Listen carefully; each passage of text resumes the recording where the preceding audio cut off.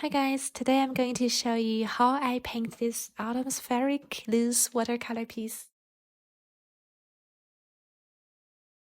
First, I weight the entire page.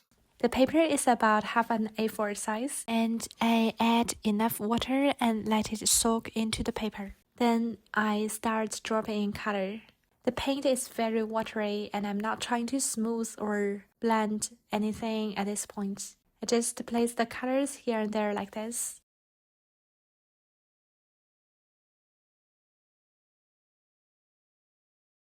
You can use any colors you like, just keep everything very watery so the colors stay light and loose.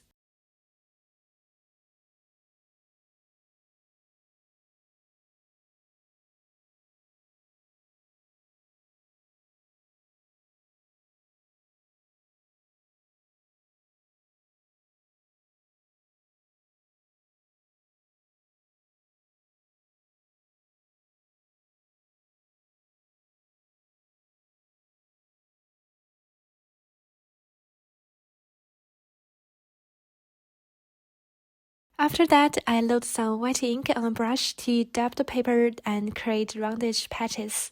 The white ink disperses easily, so when it touches the diluted paint, it spreads out like this. Do this while the paper is still very wet. If it dries too much, the edges between the color and the white ink will look harsh. If you don't have white ink, you can use a clean dry brush to lift color in round patches like this. The white ink is a simply quicker option at this very wet stage. Now I add a thicker rose color, not as watery as the earlier washes. Keep this consistency slightly thicker.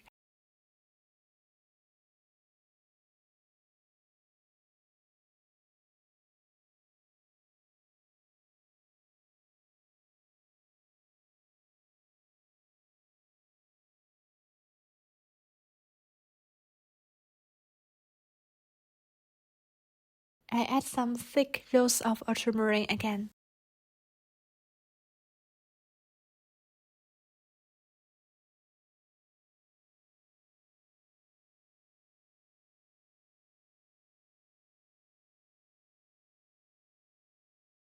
While the paper is still quite wet, I use a clean dry brush to lift some color and create soft round bubbles. You might notice the earlier white ink bubbles become less obvious. This happens as the paper starts drying.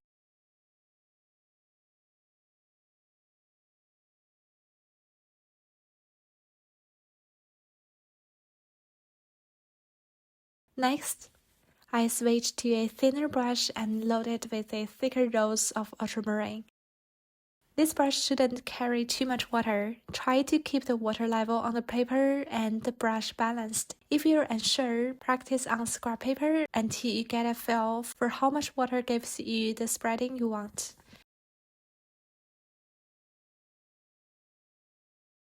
At this stage, the surface is damp, which is a good time to add some depth. Colors dry lighter, so a touch of darker tone here will make up for it. If some edges look too sharp, use a clean, almost dry brush to soften them while the paint is still workable.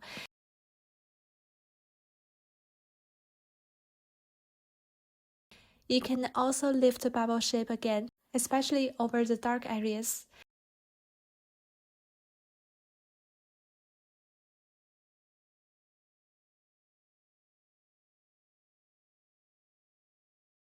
Now I add some small dots on the lifted bubbles, keeping the red tones varied in depth to make the area feel more dimensional.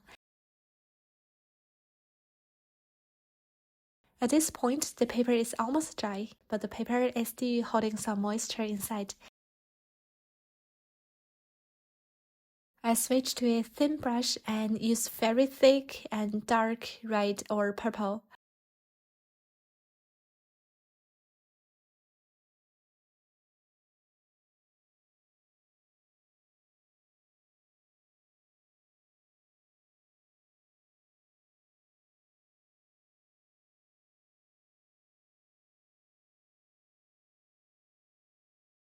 If you want to add more flowers, simply rewrite the area where the new flower will sit and paint within that dampened spot.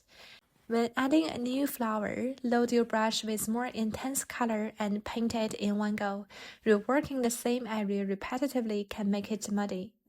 Use the same approach as before to soften the edges, so the new flower blends naturally with the rest of the painting. Here, I do this again in the center. As you can see, it still blends in without looking disconnected with the rest of the painting. Now I'm painting the third flower head using the same method as before. If any edges need adjustment, use a slightly damp brush to refine or soften them.